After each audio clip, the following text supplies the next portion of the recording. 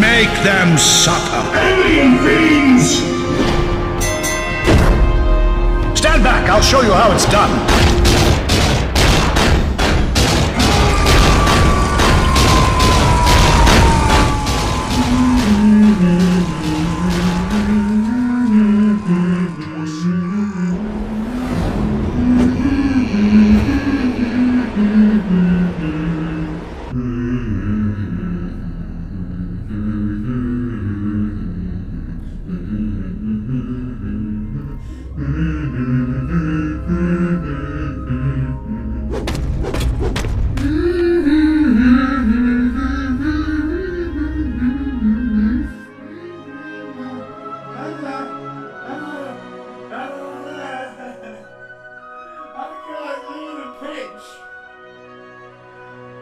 My vocal range is not broad enough to cover the whole thing properly. Good morning, my Emperor! If I needed help regarding this, why, for the love of all gold-plated plant life on Terra, would I ask you? It would be like looking for advice about depression medication from a precarious obscure addict. If you're as omniscient as you think you are, then you should know how right I am. My experience in the matter does give me a level of expertise. After all, I'm a Daemon Prince for crying out loud. I'm literally made of warp stuff. One would think that after all the stunts you pulled, you would have some kind of discretion over the atrocious amount of shittery you have been spewing everywhere. If anyone has the right to say I told you so, then I should have set up a parade with banners and streamers and clowns and whatever else just for you. I'm not saying I told you so, I'm just saying that you and I both know damn well that you're ridiculously narrow-minded on the matter. It's just the way things are, and you know it. Son, I'm the motherfucking emperor. I can alter whatever I desire. I am like a glorious golden god. Except I am not, of course. And look where your meddling has gotten you. Oh, in addition, aren't you the one who said you didn't want to play God? That is my tirage coming straight from the vile warp vent of a fucking demon prince. Do you know, there is a difference between actually having the powers and distinguished looks of a god, and wanting to be worshipped as one. Good morning, you two.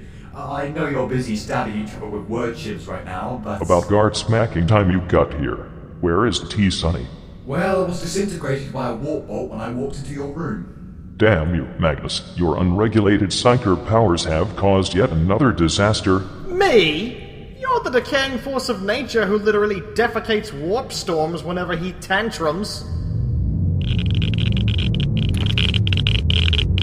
Honestly, it doesn't matter. I'll just, go and make some more tea later. To avert the creation of another Eye of Terror on Terra, I think I need to ask something. Well, that is what I pay you for, isn't it? What does pay me? But, yes. What are you two arguing about? My senile old bone sack of a father is almost as deluded as his foolish worshippers. He truly believes that chaos is nothing more than an utterly negative force which needs to be destroyed. In all my 48,000 years, I have not had much inclination to the contrary. Almost every single thing wrong with mankind is the fault of chaos. It's gods and their worshippers. If only humanity had listened to me and ignored chaos and all the arm-wavy religious crap, we would be well on the way to perfecting humanity as a species, and I would be way less spooky looking. Wait, so you're not arguing about what happened yesterday? The whole sending the entire Inquisition to the warp and convoluted plans thing? No, we finished arguing about that hours ago. Were you not paying attention? You sent me to get tea. And you took your sweet-ass time doing that, did you not? What were you doing? Trying to be all cheery cherry cream puff or something? Maybe? You scare me when you pretend to have emotions. So what did you decide on? None of your concern. Corn cob, it will all be resolved at a later date. Oh. Okay. Back to the bitchy Brannigan at hand. Where were we? You mentioned how you tried telling humanity to throw religions out a window, and ironically to never question you about it. Was it my turn to grumble or yours? I guess it's your turn to grumble. Go ahead. What is so funny, chuckleshits? I thought we were grumbling here. Your great intellect really must be splintered. I have no reason to lie to you, so before you spew that whole noise of the heretic drivel at me... I am not some crazed old zealot from the first Dark Ages, son. Do you know how I feel about overuse of such terminology? Haven't you noticed what a spectacular comeback that word has made as of late?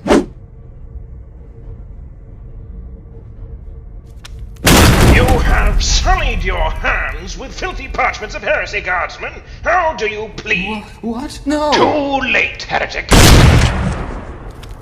You inspire your men to study such foul smut, Commissar? You heretic! Detestable mutants fill your heads with such vile obscenity! Die, heretic!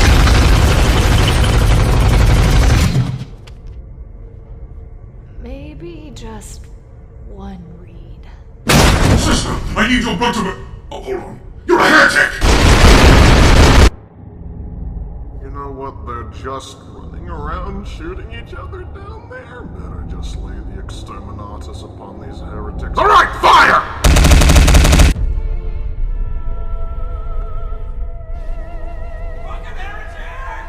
Oh, do not get me started. Anyway, that's not the point. You see, chaos, the warp, all of that isn't just some demonic realm of nasty, horrible things. It's much more important than that. I know this already. Its true nature is that it is the realm of the collective spiritual subconscious of every single soul-possessing species in the galaxy. In other words, the realm of souls. Right. And it is shitty, and requires some serious unfucking. And this is where the senile ramblings come back in. Let me say something I learned while reading all those forbidden tomes with you. Do you remember back when you told humanity that there would be no gods? You said no religion, no worshipping of anything, and thus you figured the Chaos Gods would become completely irrelevant and thus starve to death, right? Yes, which is exactly what I wanted, and almost what happened. You were inadvertently creating a whole new Chaos God. Come again? Because it was not worshipped in the conventional way, its name never became revealed to mankind, but you were creating a Chaos God of unbelief, and you were becoming its champion, perhaps even its avatar. That has got to be the single dumbest thing I have ever heard in my entire life, and that is coming from a half-dead skeleton that has been stuck on a life-sustaining god couch for the past 10,000 years. Well, believe it or not, that's what was happening. You see, Chaos isn't some Saturday morning cartoon villain that you can just defeat. It's a force of reality itself, and the more you try to control and restrain it, the more it will act against you. It's a reflection of those who empower it, who in turn it empowers.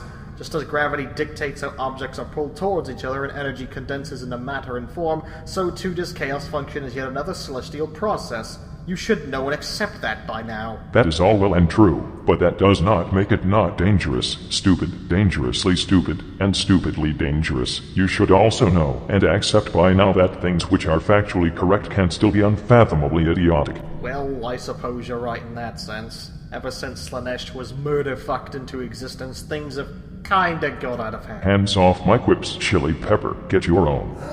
Can I possibly ask something? You are paid by the hour, not by the question. Right, but if what Magnus is saying is true, Which it is. and the warp is a reflection of the subconsciousness of all mankind, does that mean we're all horrible, terrible, awful people? On the inside, yes, absolutely disgusting. I am outside of that cycle, you see, so it does not apply to me because, do you know, I am pretty much perfect and all that, or I used to be anyway, when I still had good old boners done. But yes, this is why I have been trying to guide mankind all this time. And look where we are now. Humanity gets to collectively create its own realm with their subconscious thoughts, and you fill it with paranoia, fear, blood, Brussels sprouts, and self-contradictory bullshit. It is like you are all mindless man-children, scribbling dicks in your notebooks when you should be paying attention to the lessons that I am trying to fucking teach you. Those students and you have perfectly synergetic personalities, for the record. Oh. Now I feel terrible about myself. Like, worse than ever before. Good, that is a step in the right direction. But I don't understand. If the warp is the realm of souls, then how do psychics work?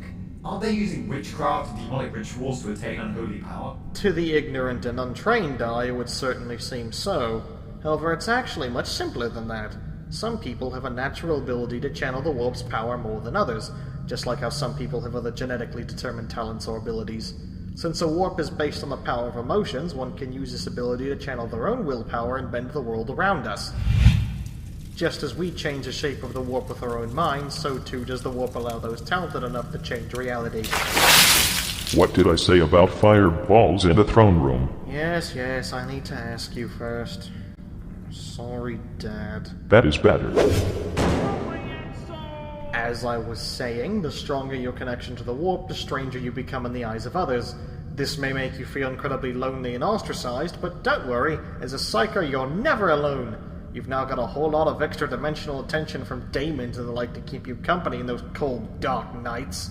Suffice to say, this, combined with the fact that possessions are a thing, is the primary reason why psychers are usually seen as horrid witches that need killings. Ah, well, that does explain something. It means I'm definitely not a psyker after all. Wait, what about the great enemies of man? How does all of this explain the dark gods, demons, and all of that? Have you ever heard the saying, we all have our own personal demons? Yes. Think about that phrase, and take into account what Magnus just said about the warp. Now apply the resulting realization to the entire population of a galaxy. Oh! It's worse than simply being a hellish realm, isn't it? Oh, little gold sparkle, it is much, much more than that. Every single thought or feeling you've ever had, both consciously and subconsciously, becomes reality in the warp. Every single human emotion becomes a power. Every single metaphor becomes a literal meaning. Everyone's wishes, dreams, desires, fears, and nightmares are incarnated. Of course, the reason the warp is so corrosive and horrifying is because so many conflicting and contradicting ideas are floating around inside of it. And the gods are in fact collective subconscious constructs that reflect crucial mental aspects of all life. Daemons are shards of their respective gods, much like individual cells make up an organism. If that's true, then why are they so, completely horrible and evil? I mean, we can't all be 100% evil all the time, can we? Of course not. Something which people seem to forget, including the gods themselves, is that they represent all thoughts and emotions, the good, the bad, and the ugly. For example, Tzeentch may be a cruel and devious trickster, but he's also a force of progress and a beacon of hope. Change, after all, is neither innately benevolent or malevolent, but it sure as shittling isn't the same as it was before. This sounds like propaganda. Well, you know it is true. Without Tzeentch there would be no malicious schemes, but there would also be no one clever enough to save people from those schemes. Nothing would ever get done, and we would fall into an eternal stasis of static karma. And that is what Nurgle represents. Stagnancy, a lack of change, inevitable eternal cycles of decay and renewal.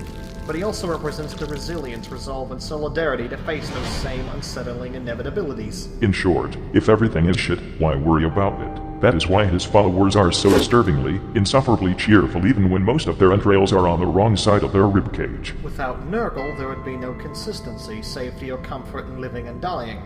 In fact, there would be no consistency at all, although cycles of decay and renewal are just the circle of life. In fact, Nurgle is technically nature incarnate. Is this really true? To be honest, even taking into consideration that this is about as batshit fucking crazy as Conrad Curse, all of this about the gods is actually correct. He is still being an ass-barrel though. Absolutely, they both are. I'm not gonna argue that. I was referring to you. Sure. What about the others? If Tzeentch is progress and Nurgle is nature, then what the hell are the other two meant to be? What possible purpose could they have besides creating massively unnecessary amounts of death and suffering? Well, Korn may be a force of merciless, mindless slaughter and hatred, but that's because he prescribes to another natural concept, survival of the fittest. Strength and skill are all that matters to him. He also represents justice, vengeance, and honor, so unlike the others, Korn would never try to trick you and stab you in the back. He will just stab you in the face, over and over again, until your face stops resembling a face. Without him, there would be no honesty, no strength to fight against injustice. And speaking of injustice, Slanesh may be a horrifying, cruel, torturous fiend that breaks minds and inflicts untold suffering, but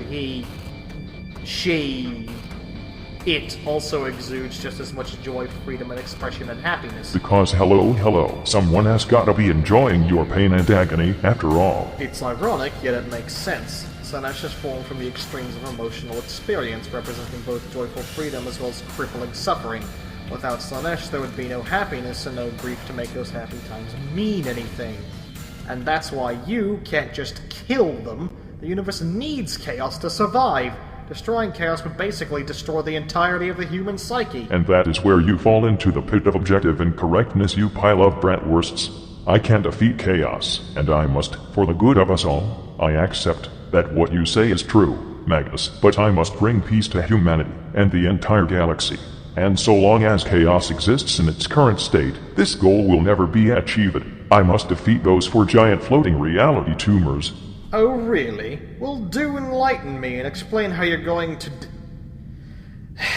You're going to say, I can't tell you now, but you'll see and understand all in good time, aren't you? You did not need telepathy for that, now did you? No, I'm just used to hearing that kind of thing by now. I know it is not what you want to hear. After all we have been through, but my son, I cannot tell you now. I will tell you when the time is right.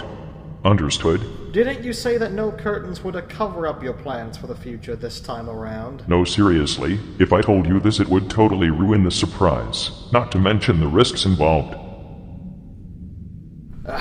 Well, alright. But just for this one occasion. Thanks, son. Just trust me this time, and do not let a flying space octopus convince you to turn on us all again, okay? Okay. So, if you knew all this, why did you follow chaos at all? And being all demonic and stuff?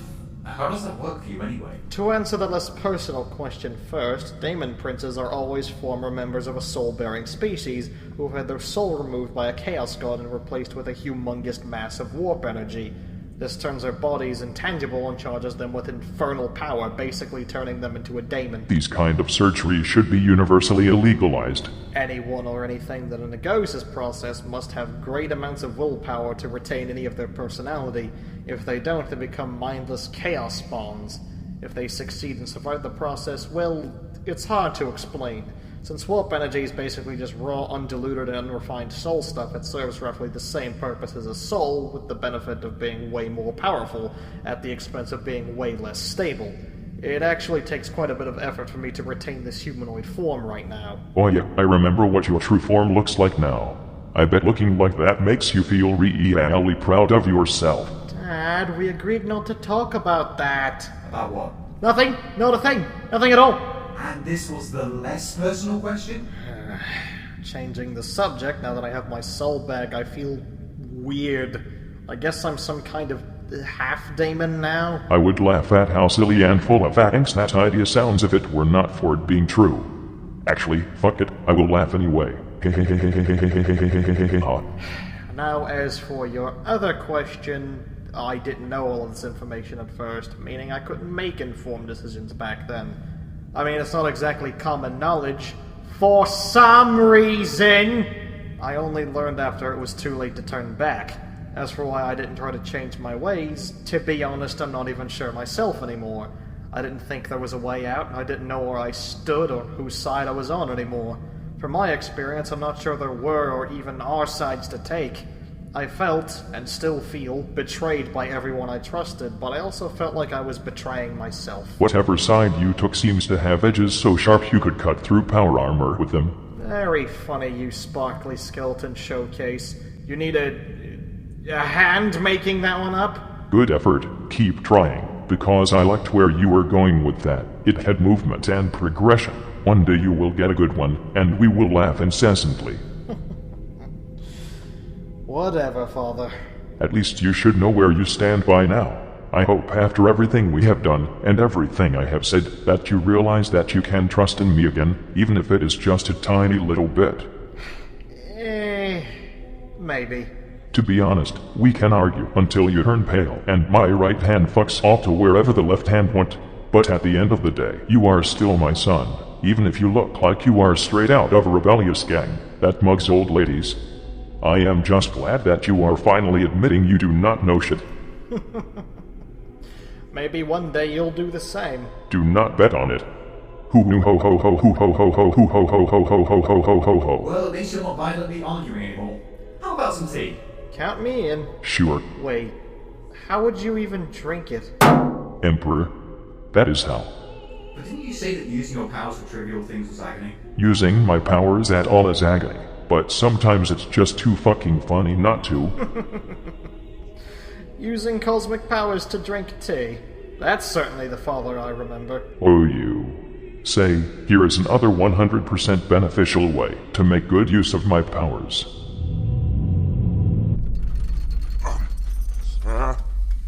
I've located the Astrolomicon, but What is it? Is it signature faint? no, it's flipping me the bird. Navigator, how the fifth can a giant holy space beacon flip you the bird? It's a sign from our Lord on Terra! Everyone must go fuck themselves! The other side decrease. I'll go retrieve the power dildo. Gotta go fuck yourself! These truly are dark times. That was absolutely splendid, Father. You bet. Put him here, son.